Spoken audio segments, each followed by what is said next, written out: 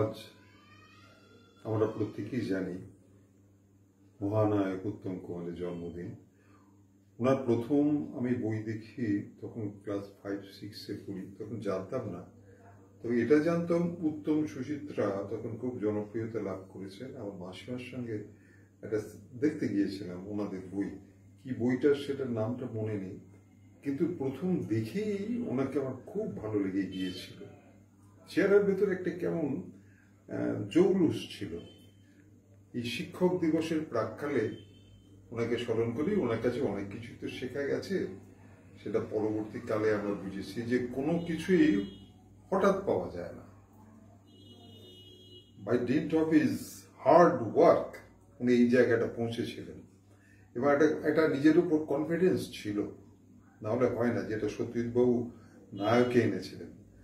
ওনার খুব ভালো ব্যাপারটা। এবং আমার যেটা পরবর্তীকালে যখন জেনেছি ওনার সম্পর্কে, কিন্তু আমি সুচিত্রা সেনকে অনেক পরে চিনেছি, মানে ছবি দেখে অনেক পরে চিনেছি, কিন্তু উত্তম কুমারকে প্রথম দেখি আমার খুব ভালো লেগে যায়। আমার কেন, তখন একেবারে দারুণ উনি জনপ্রিয়তা অর্জন করেছিলেন। তখন আস্তে আস্তে বড় হচ্ছি। তারপর ক্লাস 9-9-এ যখন পড়তাম, স্কুলে দেখতাম যে হাফ টাইম বলতে এখানে টিফিন টাইমটা আর কি, সেকেন্ড হাফে যখন আরম্ভ হবে অনেক ক্লাস ফাঁকা থাকতো, অনেকে তখন চলে যেত স্কুলে না থেকে। তখন ওই ওপেনিং ডেট ছিল শুক্রবারে দেখতে যেত, এসে গল্প করতো। আমরা ওই ভালো ছেলের দলে ছিলাম বলে আমাদের পাতে দিত না তারা, না তোমরা এখন শুনে না গল্প ইত্যাদি ইত্যাদি। তারপরে যখন আমি কলেজে গেলাম তখন থেকে আমি একটুখানি দেখতে আরম্ভ করলাম। সেটা দেখে এত চমৎকার অভিনয়, কথা বলার ধরন। আর একটা ব্যাপার যেটা আমি যে কারণে বলছিলাম যে শিক্ষক দিবসের প্রাক্কালে ওনার কাছে অনেক শেখার ব্যাপার আছে। শুধু নিজের জনপ্রিয়তা অর্জন করছি সেই সময় দারুণ জনপ্রিয়তম কোনো নায়ক ওনার কাছে এখনো যেমন বুঝছে অনেকে দেখতে পাই। সত্যি কথাই, একেবারে সত্যি কথা, আমি তো বলবোই। আবাল বৃদ্ধ বনিতারা সবাই ওনার একবারে ফ্যান, যাকে বলে, আর পাগল হয়ে যেত। পাগল হওয়ার মতনই ছিল। ওনার কথাবার্তার ধরন একেবারে আলাদা। সত্যজিৎবাবু যথার্থই বলেছিলেন যে I will go to the top, to the top, to the top. এই যে ওনার উপর সেলফ কনফিডেন্স, সেটা তো হঠাৎ হয়নি। অনেক স্ট্রাগল, কত রকম অপমানিত হয়েছেন উনি জীবনে, কিন্তু কিচ্ছু মানেননি। অনেকেই দেখি তো টপ করে একবারে হিরো করে দেওয়া হয়, কিন্তু উনি নিজের ক্ষমতা বলে নিজের সিনেমা দেখতেন বিদেশি, সেটা সত্যজিৎবাবু পয়েন্ট আউট করেছিলেন। একটা বক্তব্য রেখেছিলেন, সেই বক্তব্য আমি শুনেছিলাম চলে যাবার পর। সেখানে উনি বলেছেন, আমার প্রথম দেখেছিলাম ওনার বসু পরিবার, তারপর দেখলাম চামার ডাকানপুর, তো মনে হলো ছেলেটি নিশ্চয়ই হলিউডের সিনেমা দেখে। এটা বলেছিলেন, হলিউডের সিনেমাটা সত্যিই দেখতো তখন, যেখানে নিজেকে তৈরি করতো যে আমি একটু আলাদা। আমি তো অন্যান্য যারা হিরো ছিল বা যারা অভিনয় করতো একটু নাটক ঘেঁষা ছিল, সত্যজিৎবাবুর মতন মানুষ হচ্ছে আন্তর্জাতিক খ্যাতি সম্পন্ন, সবাই জানি আমরা সেটা। সুতরাং আমারও একমত, আমি এটা হঠাৎ কিছু পাওয়া যায় না, এটা উনি শিক্ষা দিলেন। এবং শুধু তাই নয়, আমি একটা পেপার কাটিং দেখেছি, সেটা উনি শুধু অভিনয় করলেন তা নয়, একটা সমাজ সচেতন মানুষ ছিলেন, মানুষের জন্য উপকার করতেন। বন্যা হয়েছে, নিজে বেরিয়েছেন। এই যে পেপার কাটিংটা যদি দেখেন আপনারা, দেখবেন যে এই পেপার কাটিং এ উনি বেরিয়েছেন হাতে করে একটা সেই নিয়ে, কৌটো নিয়ে, যাতে সবাই সাহায্য করে, এবং রিকোয়েস্ট করছেন, দারুণভাবে সাড়া পেয়েছিলেন। এবং আমাদের এই বাংলা ইন্ডাস্ট্রিকে কি করে উন্নত করা যায় সেই জন্য বোম্বের আর্টিস্টদের নিয়ে একটা ক্রিকেট ম্যাচও করেছিলেন, সেখানে রাজ কাপুর, দিলীপ কুমার সবাই এসেছিলেন। এই যে শিক্ষণীয় ব্যাপার, যে আমি শুধু নাম করব আর কিছু না, ইন্ডাস্ট্রির জন্য ভাবতেন, নিজেই প্রডিউসার হয়ে গেলেন। এবং আমি নিজে যখন পরবর্তীকালে একটু অভিনয় করার সুযোগ পেয়েছিলাম, এই ফিল্মে বলুন, তখন তো উনি নেই। আর এমনি চাক্ষুষ দেখা সাক্ষাৎ হয়েছে, অনেকবারই দেখেছি আমি ওনাকে, কিন্তু আমাদের সামনাসামনি কথা হয়েছে সেটা একটু পরে আসছি আমি। তার আগে বলি যে আমি তখন ওই টেকনিশিয়ানসদের সঙ্গে কথা বলতাম, যে পুরোনো দিনের মানুষ কিরকম আছেন কেউ, আচ্ছা আপনি উত্তম কুমারকে দেখেছেন? বললো হ্যাঁ, খুব ভালো মানুষ ছিলেন, আমাদের সাহায্য করতেন পয়সা কড়ি দিয়ে, যখনই বলেছি তখনই ওনারা যা ছিল তো বলে একটা কথা বলতে, এটাই যেন কেউ জানতে না পারে, কারণ কি আমি কোনো চাই না, কি বলে যে আমি কোনো আমার জন্য তুমি সবাইকে জানাও আহা কি ভালো, এটা উনি কোনোদিনই চাননি। একেবারে যেটা আমি পরবর্তীকালে দেখবেন, এর আগেও বলেছি, আমাদের সৌমিত্র মহাশয়ের কাছে পড়তে গিয়ে, যে মানুষ যে সত্য কথন থাকে, তো সিনেমা যাই করে থাকে সত্য কথন, নিজেকে একটা সত্যাশ্রয়ী হতে হয়, এই সত্যাশ্রয়ী হওয়াটা ওনার ভেতর দেখেছিলাম।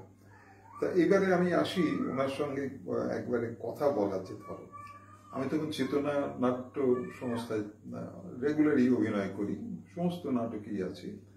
আমাদের মাঝ সংবাদের পর সেরকম তারপরে ধরুন ভালো মানুষের পালা, রামযাত্রা, স্পার্টাকাস ইত্যাদি আরো অনেক বই হয়েছিল, কিন্তু সেই রকম ভাবে হিট করা যাকে বলে জনপ্রিয়তা অর্জন করেনি মানিক সংবাদ যেমন করেছিল। এই 1977 সালে জগন্নাথ সুপার ডুপার হিট, আজকালকার ভাষায় যেটা বলে, হিট করে গেছিল। সেটা অরুণদার অনবদ্য অভিনয়, লেখাও ভালো, সেখানে আমিও অভিনয় করার সুযোগ পেয়েছিলাম। এইবার কি হলো, সমস্ত মানুষ এসেছিলেন, সত্যজিৎ বাবু থেকে আরম্ভ করে সমস্ত পরিচালক যারা আছেন, আর মৃণাল সেন, তরুণ মজুমদার প্রায় আমাদের সব বই দেখতে আসতেন। সত্যজিৎ বাবু এসেছিলেন, নেমন্তন্ন করেছিলেন, ওনার বাড়িতেও আমরা গেছি। উত্তম কুমার দেখার আগ্রহ প্রকাশ করেছিলেন, করে জানিয়েছিলেন আমাদের একজন সমীর মুখোপাধ্যায়, তিনি আমাদের চেতনা গ্রুপে একজন শক্তিমান অভিনেতা ছিলেন, তিনি ফিল্মে অভিনয় করতেন। সেখানে উনি মানে জানতেন, বুড়োদা মানে হচ্ছে তরুণ কুমারকে উত্তম কুমার বলেছিল, তা সমীর শোনো, এই ব্যাপারটা দাদা তো দেখতে চায়, নাটকটা তুই বন্দোবস্ত করে দিই, সব অ্যারেঞ্জ করে দিও, আর তুমি আসবে, এসে ওনাকে নিজে নেমন্তন্ন করবো, আমি বলে দেবো ডেটটা। তা এইবারে উনি সমীরদা এলেন, এসে বললেন যে অরুণদাকেই বললেন, আমাদের যিনি পরিচালক অরুণ মুখোপাধ্যায়, তাকে বললেন যে এরকম বলেছে, ঠিক আছে কবে আসবেন জেনে নিয়ে তুমি অ্যারেঞ্জ করে নাও, তুমি যোগাযোগ করো। আর বলে সঙ্গে একজনকে নেবো, আমি যদি শ্যামকে নিয়ে যাই, বলে হ্যাঁ নিয়ে যাও। তা আমার খুব সৌভাগ্য হয়েছিল, সমীরদা আমাকে খুব স্নেহ করতো, সমীরদা আমাকে নিয়ে গেল টেকনিশিয়ান স্টুডিওতে।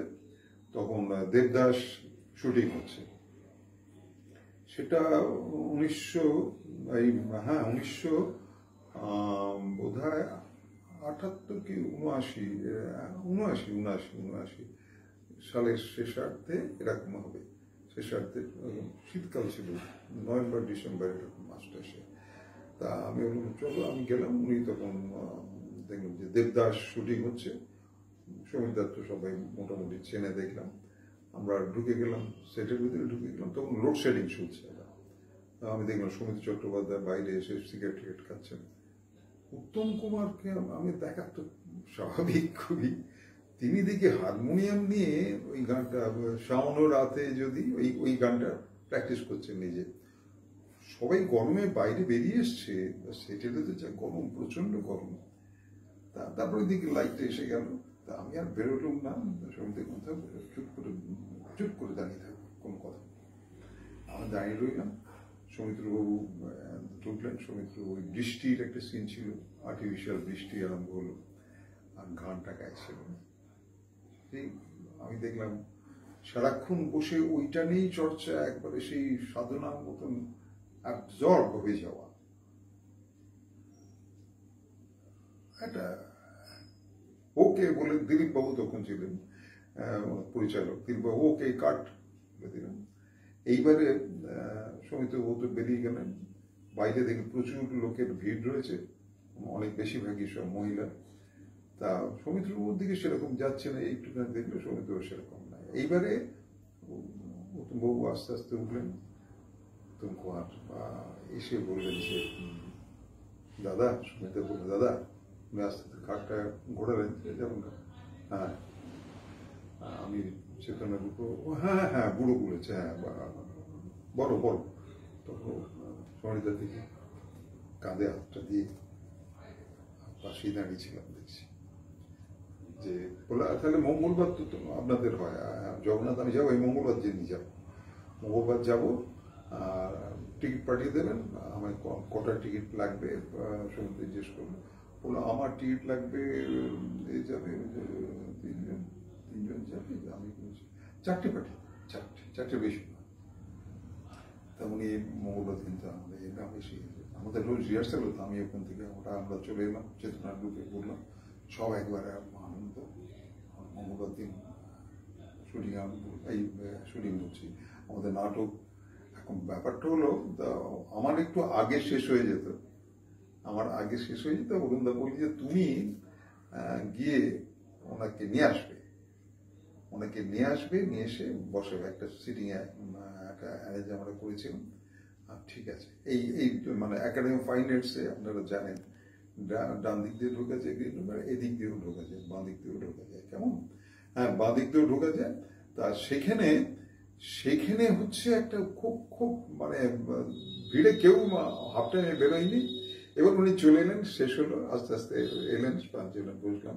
আমি তো অবাক হই, সেই ছোটবেলাকার উত্তম কুমারকে দেখছি একবারে সামনে, ভাবতে পারবেন না, গলার কোনো স্বর নেই। উনি নিজেই নমস্কার করলেন। আমার এত অসুবিধা, আসুন বলে আমার আসুন স্যার বলে বসালাম।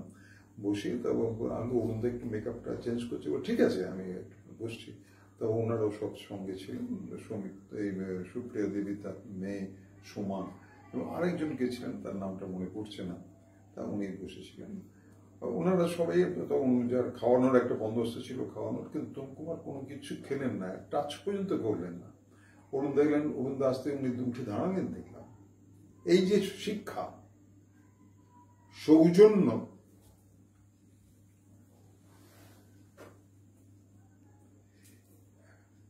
নাড়িয়ে দিল। এটা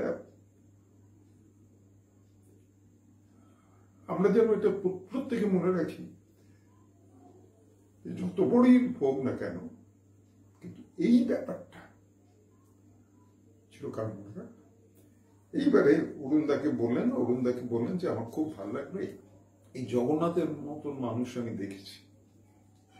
বললো তাই? ও আচ্ছা আচ্ছা। তখন হাসলেন, বলে একটা কিছু মুখে দিয়ে, বললো না আমি কিছু খাবো না। একবারে বৌদি মানে অরুণদার স্ত্রী আমাকে বললো চলে এসো। পেছন দিকে আমরা দাঁড়ালাম, করলাম, এই কিছুদিন আগে চলে গেল, ওর থেকে কপিটা নেওয়া হলো না। তা উত্তম কুমারের পেছন দিকে আমরা দাঁড়িয়ে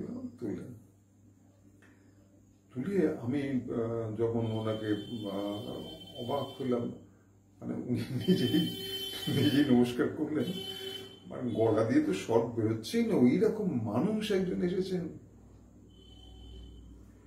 এই আপনারা আর কি বলবো বলুন। আস্তে আস্তে উনি চলে গেলেন। কোন লোক বাইরে একবার হিজিজ করছে, মানুষ কেউ চলে যায়নি বাড়ি। উনি একটা নতুন আরেকটা কথা উনি বললেন, খুব ইন্টারেস্টিং, সেটা বললো আমি তো 6:30 এসেছি, আমি জানি 6:30 শো, আমাদের শো হতো 7টা থেকে আরম্ভ হতে, কারণ আমরা সব অফিস টফিস থেকে আসতাম। তো উনি তো বললেন আমি 6:30 এসে গাড়ি থেকে নামতেও পারছি না, কি করবো, ওই গাড়ির ভেতরেই রইলাম আমরা সবাই। তা ওই একজন নেমে গেল, নেমে গিয়ে কন্ট্যাক্ট করলো, সেই বললো যে 7টায় শো। আমি 7টা বাজতে তখন ওই 5 নেমে আস্তে আস্তে থার্ড রোয়ে বসলাম। সেদিনের কথা কোনোদিনই আমরা ভুলবো না। আপনাদের সবাইকে নমস্কার জানাই, আর ওনাকে বিশেষ করে এই পর্যন্ত